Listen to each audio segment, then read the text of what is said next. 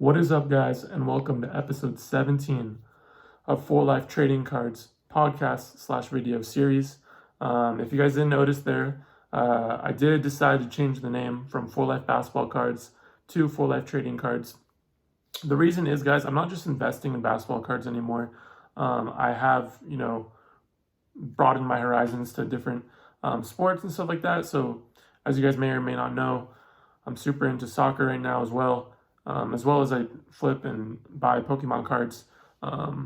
So not just basketball cards anymore, so decided to change the name, as well as I'm going to be doing some other sort of creative stuff with it. So I thought trading cards worked well instead of just specifically basketball cards, although my favorite thing is basketball cards. But kind of for today's video, I wanted to talk about how I've invested in Hall of Fame players that haven't been inducted to the Hall of Fame yet, but will be, and kind of how I go about that and what cards I'm buying of those players and all that good stuff. I wanted to make one video just because I've seen people put out videos of like tricks and stuff like that. I just want to let you guys know this Hall of Fame, investing in Hall of Fame players, there's no really trick to it at all. It's just putting the time in to see trends. See how Hall of Fame, buying Hall of Fame cards work. Basically, the recent ones I've done, which I've talked about before, are 3 different cards, 2 players, and it's specifically for basketball. So basically, the people who are going to be eligible, or the players who are going to be eligible for the Hall of Fame this coming year, there's 3 solid, guys. It's going to be Kobe Bryant, which my favorite player of all time. I think he's top 5 all time. I think in my head, he's the GOAT. But he's going to be Kobe Bryant, Kevin Garnett, and as well as Tim Duncan. So I decided to invest in 2 out of the 3 of those guys over the last couple months. Now, why 2 out of the 3, and who are my 2 out of the 3? Basically, my 2 out of the 3 were Kobe Bryant and Kevin Garnett. So the reason I didn't invest in Tim Duncan, because if you look at it, I guess if you said who had the better career, Tim Duncan or Kevin Garnett, it would 100% be Tim Duncan. But it's not always about the better career. Culture matters a lot in sports cards. I think a lot of the older, collectors and stuff, they just care about the player. But especially when you're making an investment and stuff, there's a big majority of it is culture. Look at a guy like Kobe Bryant, the Black Mamba. Wore the purple and gold for 20 years. That's culture right there. Everybody knows Kobe. You go to China, they know Kobe. You go to Europe, they know Kobe. Everybody knows Kobe. Everybody loves Kobe, especially here in California, especially in Southern California. But Kobe is part of, culture. You look at Kevin Garnett, when he was playing, he was a dog. He was ferocious. He had a swag to him. He has a TV. I think he has a show right now. I don't know if it got... it was like Area 51 or something like that. But I don't know if it got canceled. I think it did. But I think he's in a new movie coming out too. He's got over 2 million followers, I believe, on Instagram. So definitely a part of culture. But then there's Tim Duncan, a guy that has, 5 championships, I believe, all with the Spurs. I believe 20 plus years playing. But I mean, when you look at him and if you look at the cards, there's not really anybody who's like in my generation at least, that's a diehard Duncan fan, or I don't know, you look at, I don't even know if he has an Instagram. I don't know how many people are following him and stuff like that.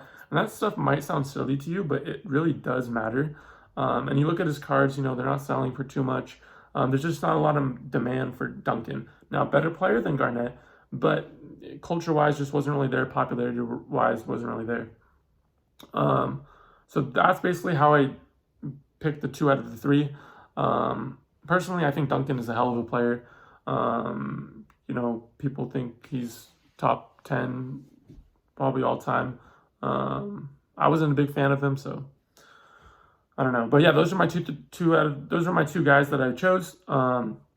So basically, let me bring you guys out the first card. The first one is going to be that 1996 Topps Kobe Bryant 138. This is not the chrome one, so this is just the normal one. So to compare this in today's world of prisms, that chrome one would be considered a silver, and this one would just be considered the base prism. If you wanted to kind of give an example for that, I'd buy 9 of them. So here are my 9 right here. And I bought most of them around 120, and then like a couple at 130, and then I think like one at 140 or 150 at a card store. And then I was also telling people to buy the raw cards of these. At that time, they're around $4, $5, $6. So, I mean, these are cards that you look at the chrome card of this right now. They're selling for $2,000, guys. So I thought at 120, this was super undervalued. And I was also comparing it to the LeBron 221. That was kind of like the non-chrome of the 111 LeBron. And though that one was selling for 500. So at 120 seemed like a steal. Now, the good thing about a guy like Kobe, a lot of times what happens with Hall of Fame guys, right when they creep into getting into the Hall of Fame, and then right like once they get inducted or right before they get inducted, once the hype builds up and it kind of crashes, then the cards slowly, depreciate again. The one thing I think about Kobe, though, I think his card, since he's such an iconic player, top 5, in my head, top 10, guaranteed in probably everybody's list. I don't know if I'm just going to be selling these, right when he gets close to the Hall of Fame, just because I think they will appreciate even more eventually in the long run if I wanted to keep these as like a long-term card to pass on, I don't know, to my kid or something, but hopefully that's not too soon. But I don't know what I'm going to do yet, but I do think Kobe is a real safe bet.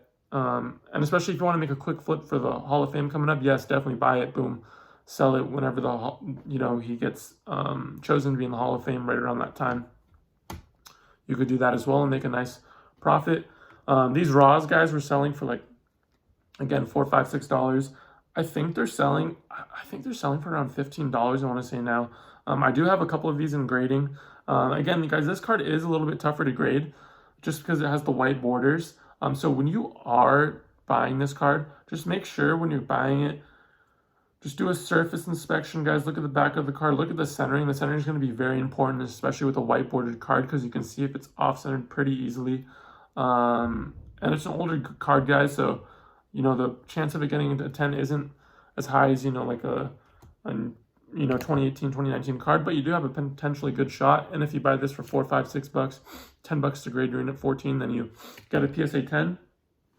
You're looking at a $200 card.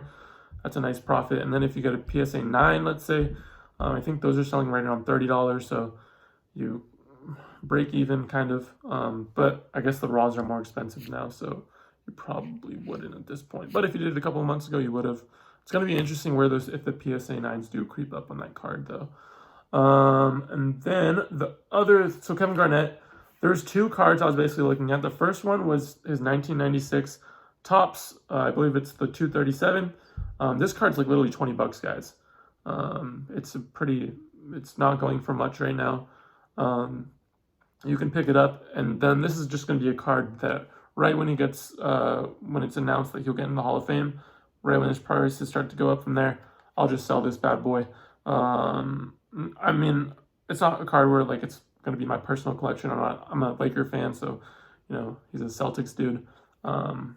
So not a card I'll be keeping. Card that I'm going to be looking on a nice return on investment.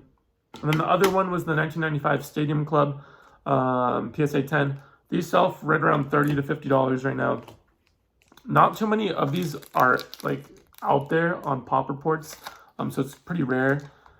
So I think this card will do fairly well for me, and I think the uniform is like I don't think there's a lot of cards out there with Garnett with this blue and green uniform. So it's going to be interesting to see where this card goes. Another card that I'll definitely be flipping. So I do have 4 of them. So that is a card to look at. Again, there's not too many of them out there, so you have to be patient and looking at them pretty constantly. Again, guys, I want to be super straightforward, you guys. There's no trick. Again, all this stuff that I've been bought, I've just done the research on it. Again, this Kobe, no brainer to me in my head. I compared it to the Chrome Kobe, which was selling for around $2,000, and then I compared this to a LeBron, base card, and I saw the difference in prices, and I thought this was super undervalued. And we've seen it; it's basically doubled in the last month. So really, really cool to see. And yeah, guys, so thank you for watching. You guys probably know me from Instagram at 4Life Trading Cards now. And then I also have a TikTok at 4Life Trading Cards. And then I also have a Twitter page at 4Life Trading Cards. And then if you're watching on Spotify, I appreciate it. Thank you. If you're watching on YouTube, please, please, please subscribe and like and tell somebody about this video series. I would appreciate it. It will help out a ton for me. And then if you want to get to know me on a personal level, I have an Instagram page at Big Sosh that you can follow me at. But I'm on at 4Life Trading Cards like 95% of the time. So appreciate it, guys. I'll see you next time.